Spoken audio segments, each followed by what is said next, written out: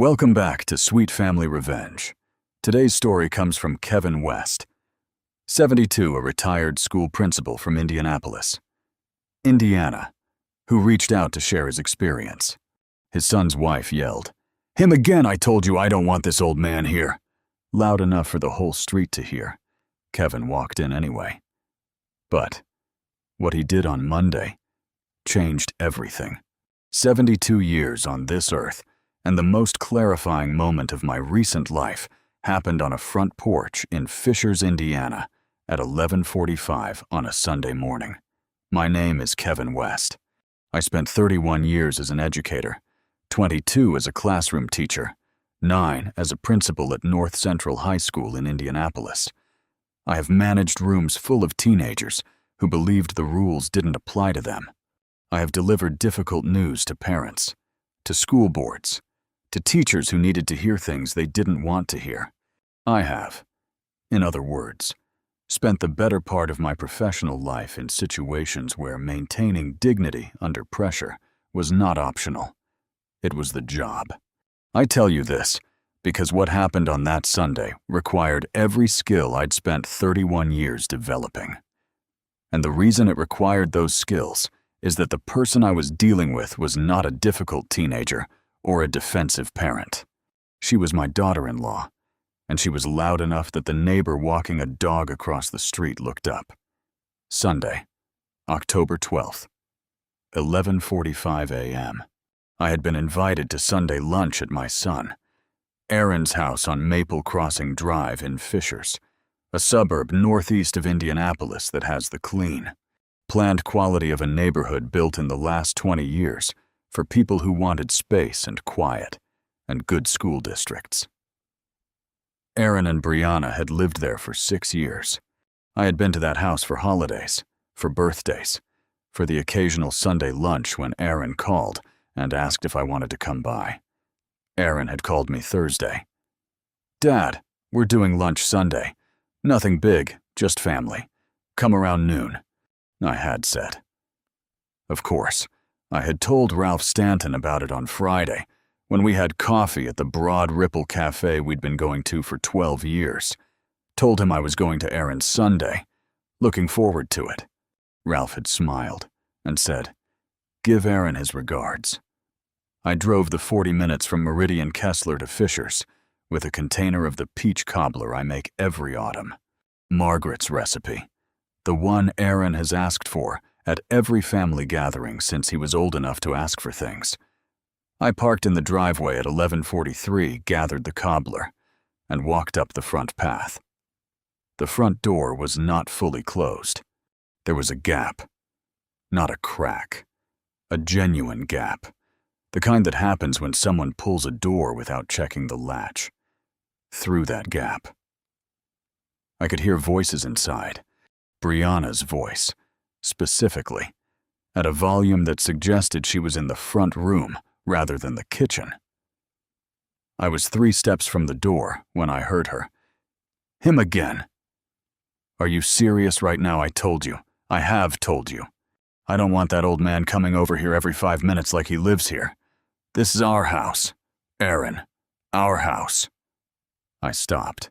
I stood on the front path of my son's house with a container of peach cobbler in my hands and listened to my daughter-in-law say the word "old man" about me in her own front room, while the neighbor across the street walked a dog in the Fishers.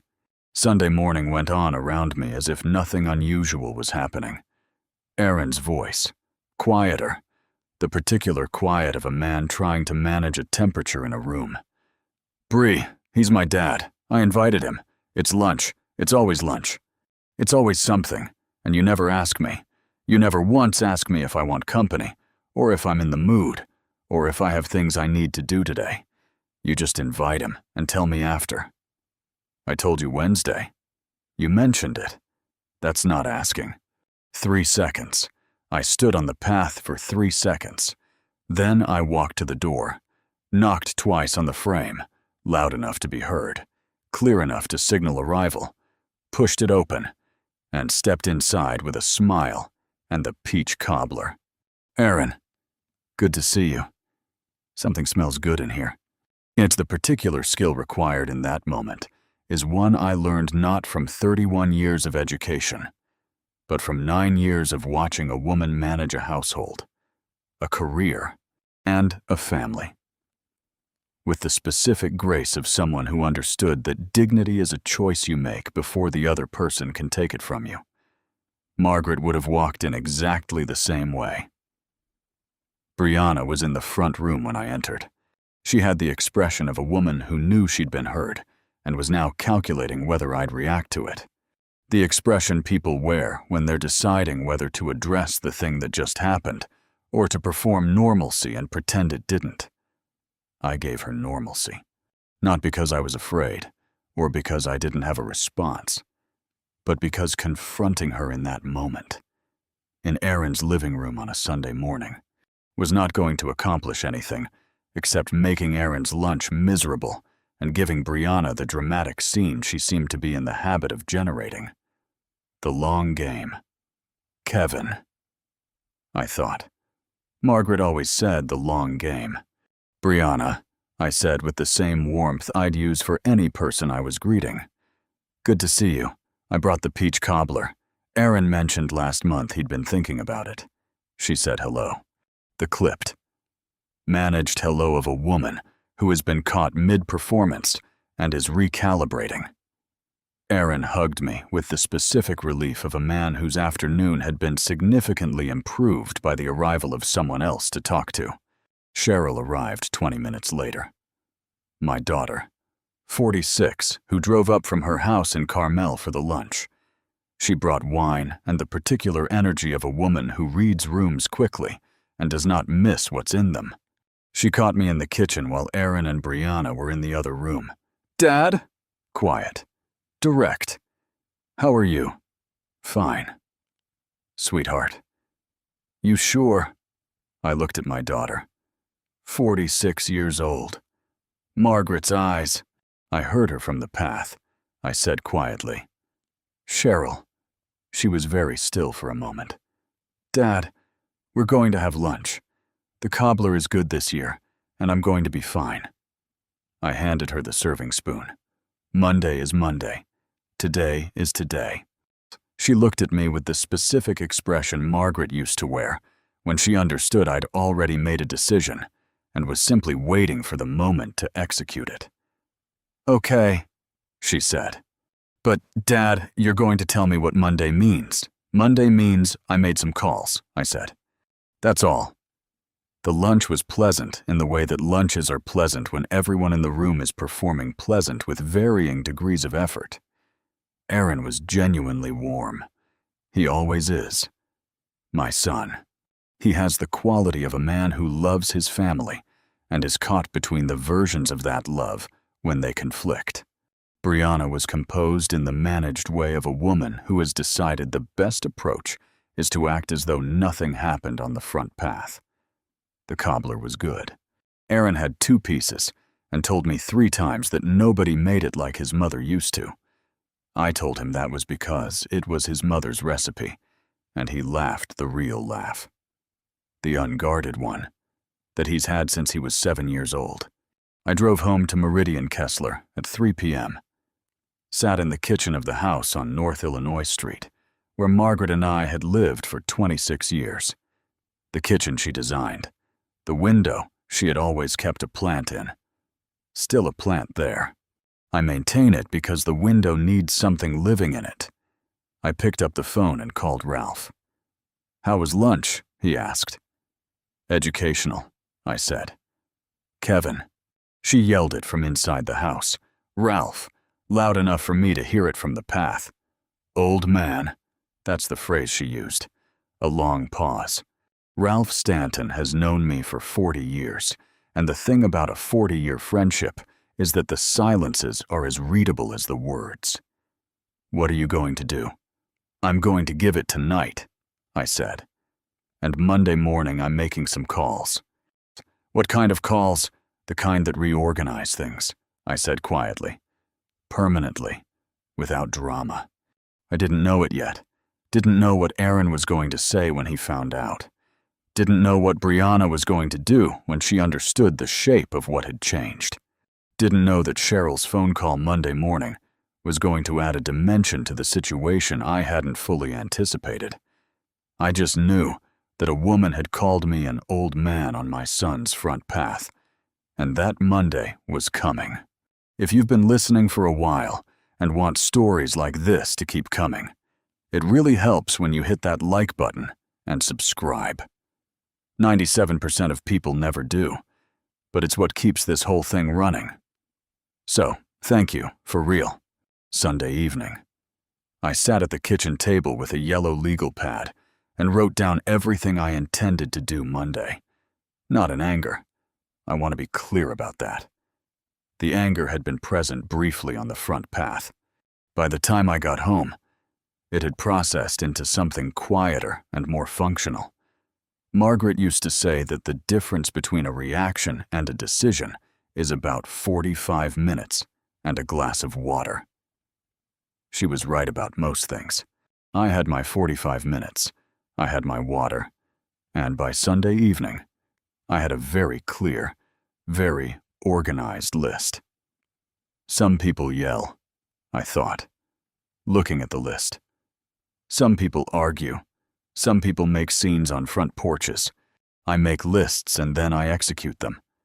The specific power of a quiet decision is that nobody sees it coming. Loud decisions announce themselves. They give people time to prepare, to counter, to manage. Quiet decisions are already done by the time anyone realizes they were made. Monday arrived with the particular cool clarity of an Indianapolis October morning, the kind of day that is honest about what season it is, without any of the drama of November. I was up at 6 o'clock, made coffee, sat at the kitchen table with the legal pad from Sunday evening. Then I started making calls. Monday, October 13th, 8 o'clock a.m. First call, Donna Fisk, my attorney. Not a family law specialist specifically, but a general practitioner who had handled my estate documents and the house affairs since Margaret died 5 years ago, and who has the quality of thinking 3 steps ahead before she says anything. She answered on the second ring. Kevin, what can I do for you? I need to update some documents, I said. Estate related. I want to come in this week.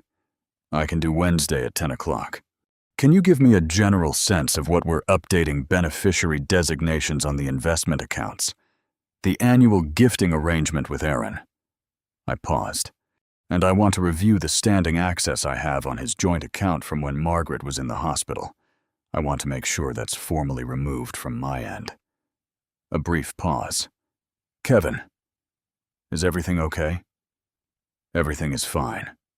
Donna, I'm just doing some housekeeping. I picked up the coffee, the kind of housekeeping that's overdue. Wednesday at 10, she confirmed. Second call. Cheryl. She answered before the first ring finished. Dad, I've been waiting for this call since yesterday. I know. What did you decide I'm cutting communication with Brianna? I said. Not dramatically. No speech, no confrontation, no family announcement. I'm simply going to stop initiating contact with her and stop responding to anything that comes through her. Aaron is Aaron. He's my son, and that doesn't change. But Brianna called me an old man on a public path at my son's house, and I'm 68 years past the point of managing people who don't think I deserve basic courtesy. 72, Cheryl said. What, you're 72? Dad, not 68. I almost smiled. Thank you for the correction. Dad, her voice shifted from the dry to the direct. There's something I need to tell you. I didn't tell you yesterday because it wasn't the right time and because I wasn't sure how to say it. Tell me now. A pause. I've been hearing things from Pete Calloway, Aaron's friend from work. Pete and I we've had coffee a few times. He's a decent man, and he mentioned some things about Aaron and Brianna's dynamic, about how she talks about you when Aaron isn't in the room. How does she talk about me, like you're a problem to be managed? Cheryl's voice was careful but clear, like the goal is to reduce your presence in their lives until it's minimal. Pete said she told Aaron last month that you showing up all the time was making it impossible for them to build their own family identity. I sat with that for a moment. The kitchen, the plant in the window, the October light. Build their own family identity. A phrase that decoded means your father is in the way. How long has this been going on? I asked. Pete thinks at least 2 years. Maybe longer. A pause. Dad, I'm sorry. I should have said something sooner. You're saying it now, I said. That's what matters. Third call. Aaron. I want to be precise about this call, because it is the call that required the most from me. Aaron is my son, 44 years old, the boy I taught to drive in a parking lot in Broad Ripple, the man who stood at Margaret's graveside and held my arm when my legs weren't fully reliable, the man who invited me to lunch on Sunday in good faith and spent that lunch managing the temperature between his wife and his father with the particular exhaustion of a person doing it regularly. He answered at 9:15. Dad. Hey, Aaron.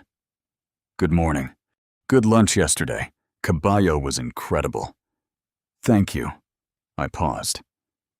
Aaron, I need to tell you something and I need you to hear it as clearly as I mean it. The line went slightly quieter. Okay. I heard Brianna when I came to the door yesterday. All of it. The whole thing. From the path. The specific silence of a man who hoped something hadn't happened and is now learning it did. Dad, I'm not calling to make it an argument. I'm not calling to tell you what to do about your marriage. That's your life. I kept my voice steady. The voice I used for 31 years in difficult conversations. I'm calling to tell you that going forward, I'm going to limit my direct communication with Brianna, not out of anger, out of self-respect. Dad. She was having a rough morning. She didn't mean Aaron. Gently. A rough morning doesn't put those words in a person's mouth. Those words were already there. I'm not going to pretend I didn't hear them. A long pause. What does this mean for Sundays? For holidays? It means I'll come when you invite me, and I'll be glad to see you. It means I'll call you, and you can call me. It means our relationship doesn't change because I love you, and that's permanent. I paused. It means that I'm not going to sit at a table and pretend that the woman across from me didn't call me an old man from 15 feet away on a Sunday morning. I'm 72 years old. Aaron, I'm past pretending. He was quiet for a long time, long enough that I heard him breathe twice. I'm sorry. Dad, he said finally. I'm really sorry that happened. I know you are, I said. I can hear it. I'll talk to her. That's between you and her. I just needed you to know where I am. We talked for another 10 minutes about nothing consequential. His work, a project he was dealing with. The cobbler again. The conversation of a father and son who love each other and are navigating something carefully. When we hung up, I sat at the kitchen table for a while. He knew. I thought. He's known for a while. That's the weight I heard in his voice. Not surprise, not shock. Just the specific sadness of a man who has been hoping the two people he loves most would figure out a way to coexist and is beginning to understand that the coexistence has been one-sided. You've made it this far. Do us one quick favor. Subscribe. A lot of people listen without ever doing it, and it costs nothing but means everything. Thank you. Genuinely.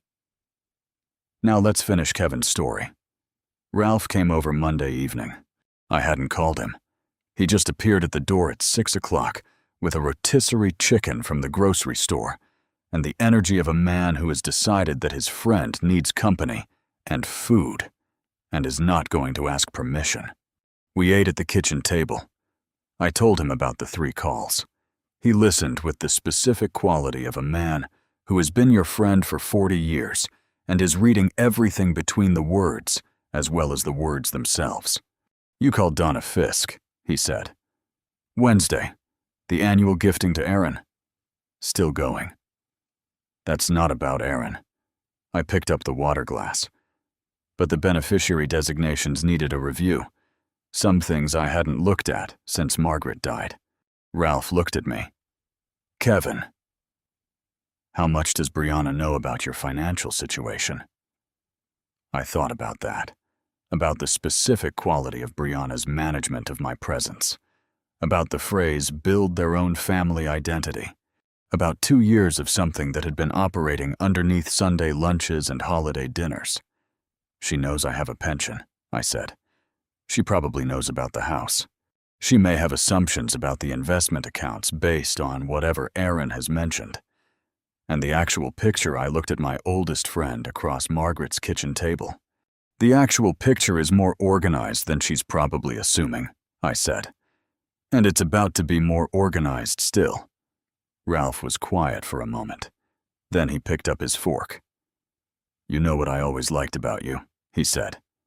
"Tell me. You were always the most dangerous man in the building because you were always the calmest man in the building." He pointed the fork at me. 31 years of teenagers thought you were easy because you never yelled. They were wrong every single time." I smiled, the first real smile since the front path. "Eat your chicken." "Ralph," I said. I didn't know it yet. Didn't know that Aaron was going to call me Wednesday evening after my meeting with Donna, or that Brianna was going to make a second mistake that was considerably more visible than the first, or that the specific shape of what I was building was going to become clear to everyone in a way that had nothing to do with drama and everything to do with documentation. Monday was over. Wednesday was coming, and I had a very organized yellow legal pad.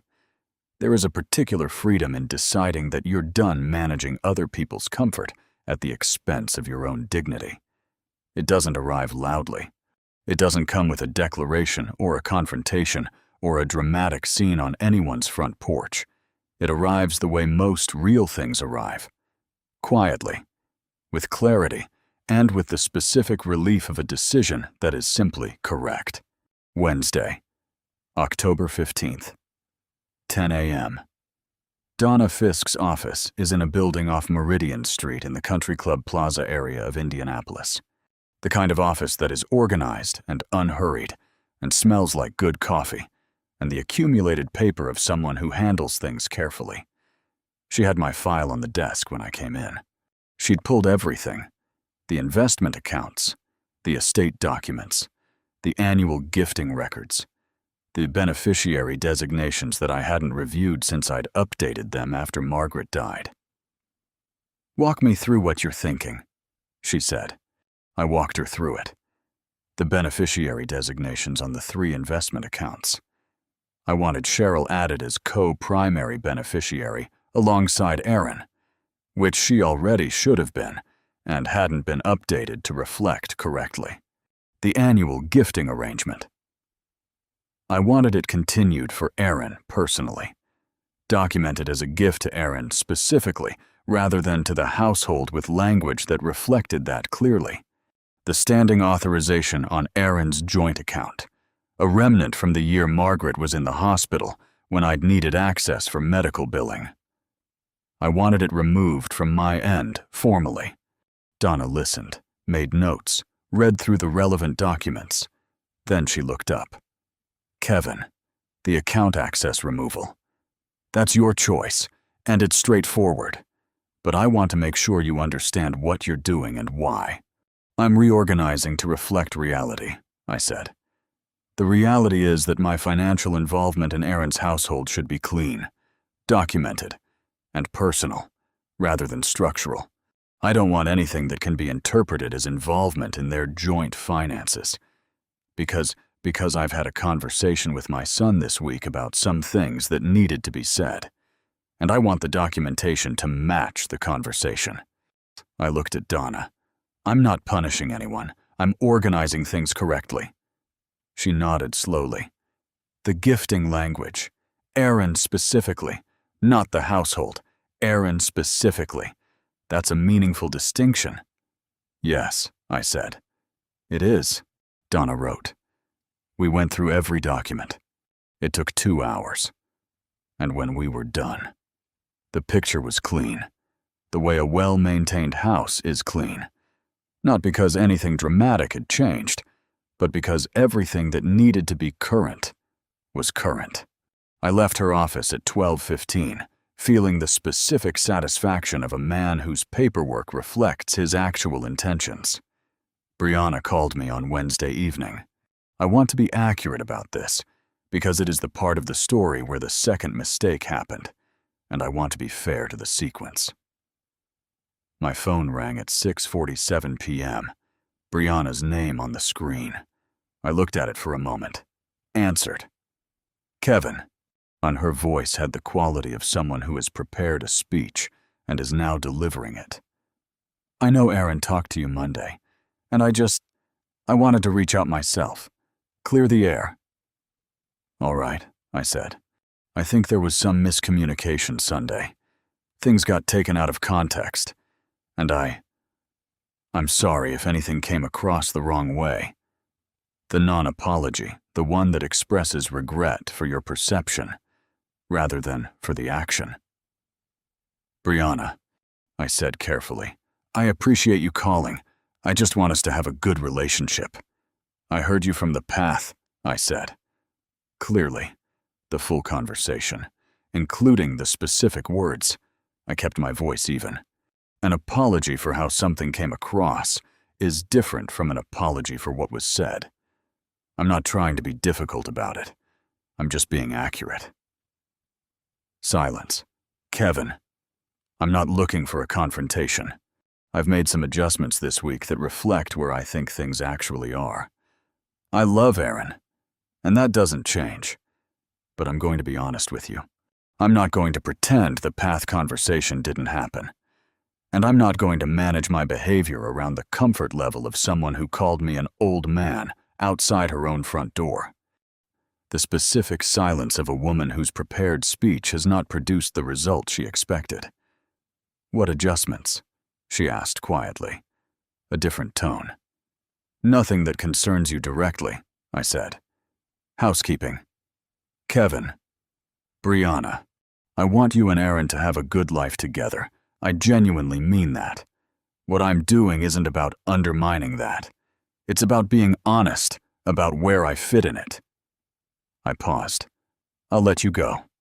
Give Aaron my regards. And I hung up. Sat in the kitchen. That, I thought, is what the long game sounds like. Aaron called Thursday morning. Dad, Brianna told me she called you. She did. How did it go? Honestly, I said. A pause. She didn't sleep well. I'm sorry to hear that. Dad. His voice had the complex quality it had carried since Monday.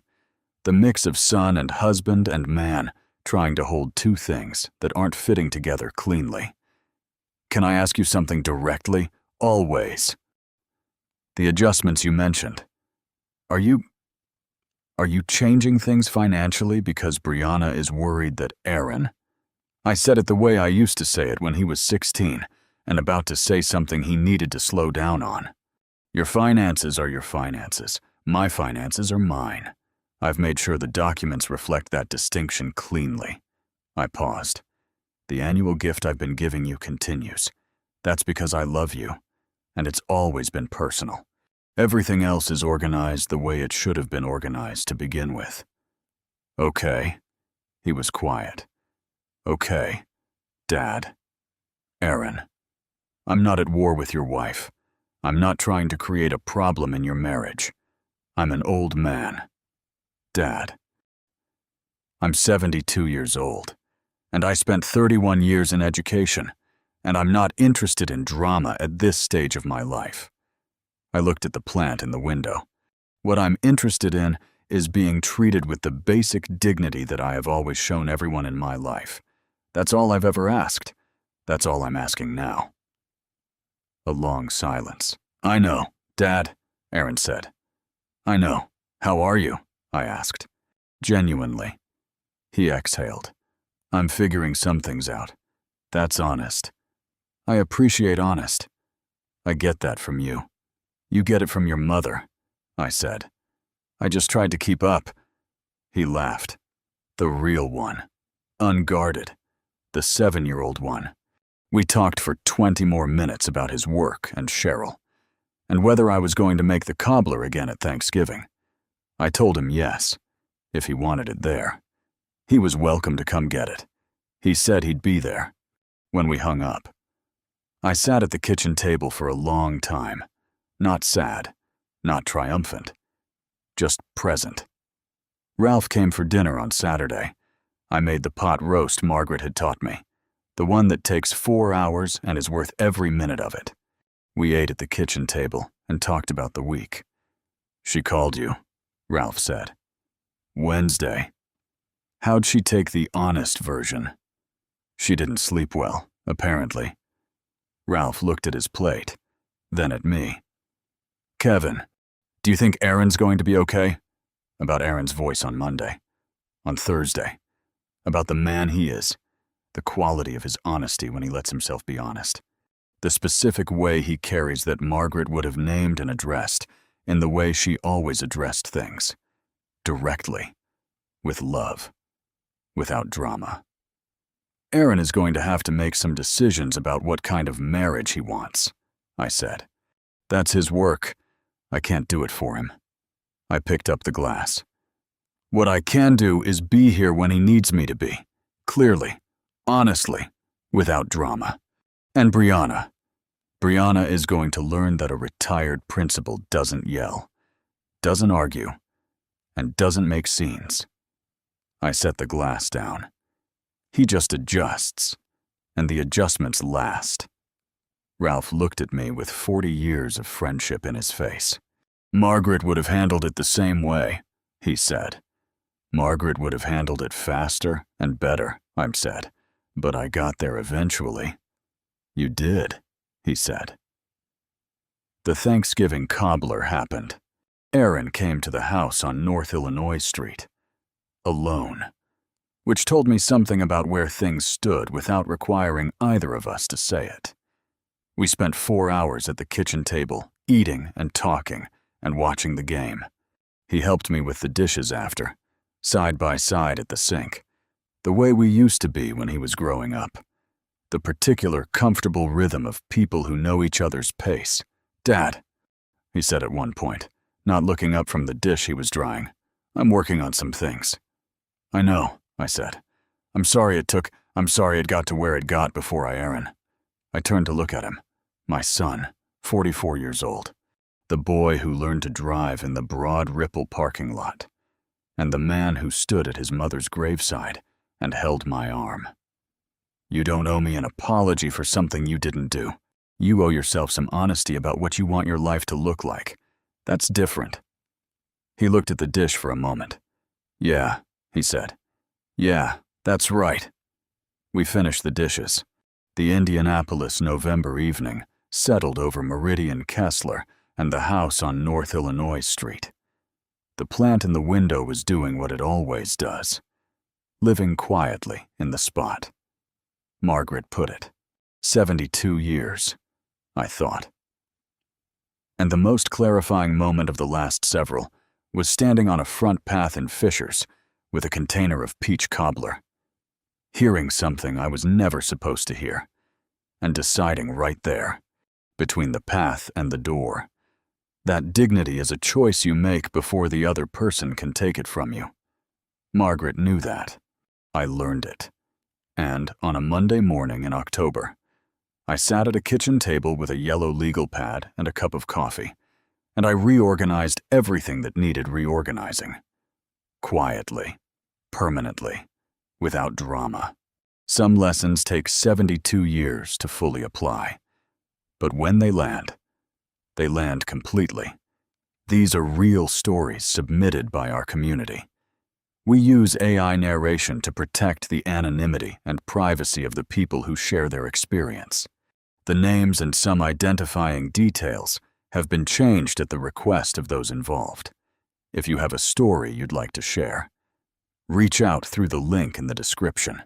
If you liked this story, join our community by hitting that like button and subscribing for more real, raw, and family-centered stories.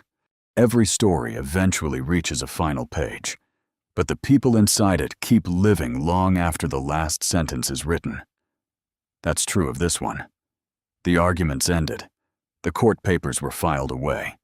The houses were sold or rebuilt. Children grew older.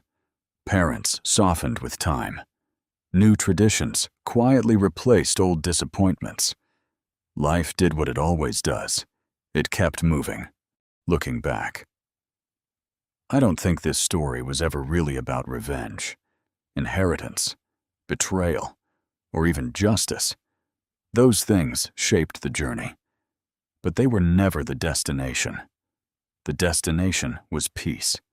The quiet kind that arrives when you no longer wake up rehearsing yesterday's conversations or worrying about tomorrow's approval. The kind that lets you enjoy an ordinary dinner. Answer the phone without anxiety and laugh without wondering what comes next. That's a life worth building. If there's one lesson I hope remains after the details have faded, it's this: protect your integrity even when no one is rewarding it. Tell the truth even when it takes longer to be believed. Keep showing up for the people who show up for you. Build slowly. Love generously. Set healthy boundaries without bitterness. And never mistake temporary victories for lasting happiness. The things that endure are almost always the quiet things trust earned over years. Friendships that survive difficult seasons. Family members who choose honesty over comfort, and the simple courage to begin again after life doesn't unfold the way you expected. Those are the stories that matter long after the headlines disappear. So wherever you happen to be in your own story today, whether you're rebuilding after loss, waiting for the truth to surface, learning to forgive, or simply trying to make it through another ordinary week, I hope you remember that endings are rarely as final as they seem. Sometimes the chapter that feels like everything falling apart is actually the one where your life quietly begins coming together. Thank you for spending your time with this story and allowing it to become part of your day. The names and some identifying details have been changed at the request of those involved to protect their privacy. But the emotions, the lessons, and the heart of the story remain exactly as they were lived. If you have a story of your own that deserves to be heard, we'd love to hear from you. Reach out through the link in the description. And if stories like this remind you that honesty, resilience, and family still matter, we'd be honored if you joined our community by hitting that like button and subscribing for more real, raw, and family-centered stories. Until next time, take care of the people who take care of you. Tell them you love them while you still can. And never underestimate how much one honest choice today can change the rest of your story tomorrow.